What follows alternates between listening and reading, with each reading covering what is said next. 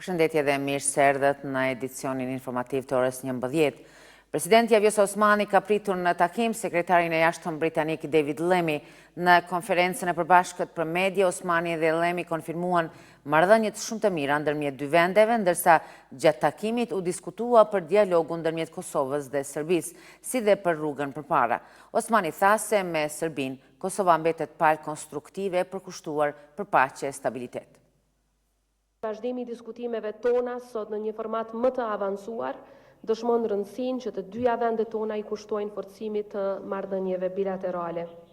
Kam kënaqësinë prandaj që sot ta përmend se kam bërë propozimin për lidhjen e marrëveshjes për qëllimin strategjik të bashkëpunimit ndërmjet Republikës Kosovës dhe Mbretërisë së Bashkuar, që në veçanti do të mbuloj fushën e mbrojtjes dhe fushën e ekonomisë.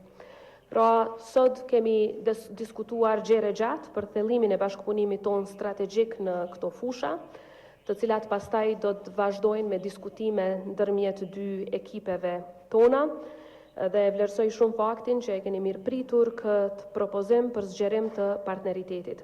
Pra, nuk jam kthyer vetëm si mik, por jam kthyer plotësisht e bindur që Mbretëria e Bashkuar vazhdon të luajë një rol esencial si mik dhe partner kyç i këtij kombi të madh. Janë disa gjëra që duam të shohim si në rastin e zhvillimit të këtij partneriteti. Duam normalizim të qëndrueshëm dhe paqësor për ju këtu në Kosovë, mes Kosovës dhe Serbisë. Mbretëria e Bashkuar është padyshim kontribues i madh në KFOR. E kam vizituar KFOR-in herë në fundit kur kam qenë këtu dhe do t'i vizitoj prapë. Është plotësisht qendrore për sigurinë tuaj dhe shpresoj që qeveria e ardhshme do t'i adresoj nevojat e të gjithë qytetarëve duke përfshirë progresin në integrimin e serbëve të Kosovës dhe angazhimin e fuqishëm në dialogun e udhëhequr nga Bashkimi Evropian. Sekretari i jashtëm britanik David Lammy është shpritur në darkë pune edhe nga kryeministri Albin Kurti.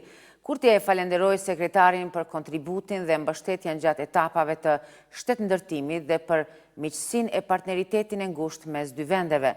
Kurti diskutoi edhe rreth situatës aktuale në rajon dhe asaj gjeopolitike në Evropë si dhe për çështjet e sigurisë. Kryeministri Kurti theksoi faktin që ende nuk ka drejtësi dhe llogaridhënie për sulmin terrorist në Banjsk, teksa Milan Radojčić ende i lirë dhe i mbrojtur nga aparati shtetëror serb, derisa shtoi se ai duhet të ekstradohet në Kosovë që të ballafaqohet me gjykim të drejtë për veprat e tij, theksohet në njoftim. Presidenti Vjosa Osmani ka caktuar seancën konstituive të legjislaturës 9 të Kuvendit të Kosovës, e cila do të mbahet më 15 prill. Osmani deklaroi sot se ka kohë të mjaftueshme për partitë politike që t'i kryejnë konsultimet e nevojshme, si dhe ky proces të shkojë sa më mirë. Është me rëndësi për qytetarët e Kosovës, por ju po i shihni zhvillimet gjeopolitike, nuk është që globi na pret neve. Kështu që është me rëndësi që sa më parë që të jetë mundur, por gjithsesi brenda afateve kushtetuese të kemi qeverinë e Republikës, së pari konstituimin e kuvendit që është hapur dhe pastaj qeverinë e Republikës së Kosovës, një kuvend funksional që e kryen edhe punën e mbikëqyrjes në raport me qeverinë, sepse Kosova ka shumë punë për të bërë, prandaj edhe një herë unë dua t'i uroj suksese deputetëve të kuvendit të Kosovës, të cilët janë vetmit që kanë të drejtë vote atë ditë pas betimit me shpresën që konstituimi do të jetë i suksesshëm.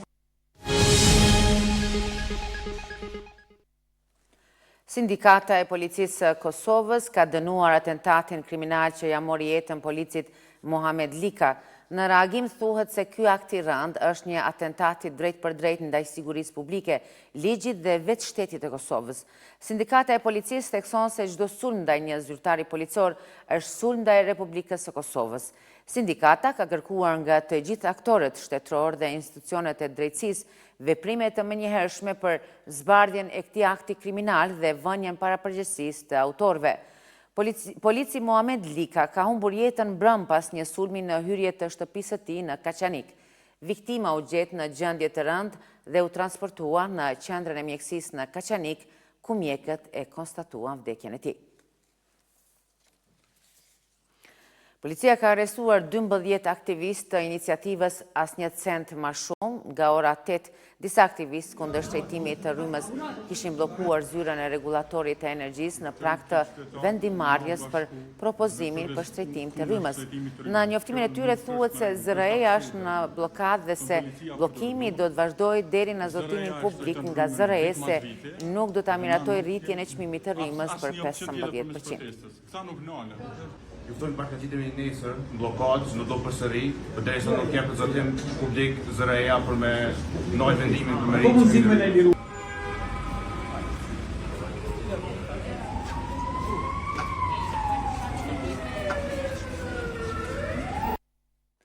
Vazhdojmë me informacionet e tjera.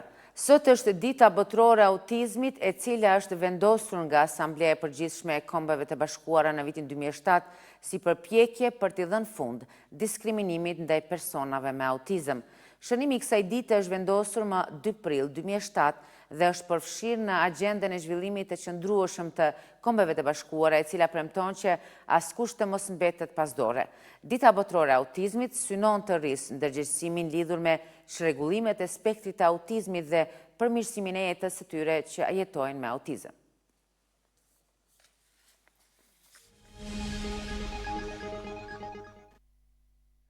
Numri i të vdekurve në Myanmar, vendin që të premten u godit nga tërmeti, ka mbërritur mbi 2700 persona.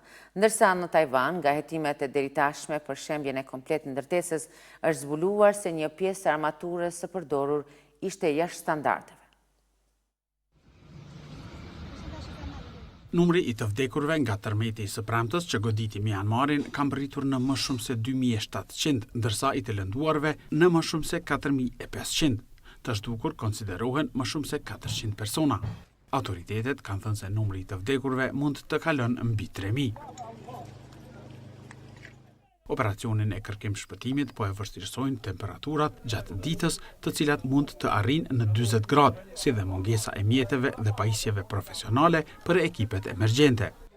Në qytetin më të prekur, Mandalay, që ishte më së afërmi nga epiqendra e tërmetit, ende nuk ka energji elektrike, ndërsa qytetarët kanë thënë se po përballen edhe me mungesë të ushqimit dhe ujit për pije. Ndërsa në Tajvan, nga hetimet e deri tashme për shkakun e shembjes së tërësishme të ndërtesës, që ishte në ndërtim e sipër, si pasojë e tërmetit, është zbuluar se 10% e armaturës së përdorur gjatë ndërtimit të saj është jashtë standardeve.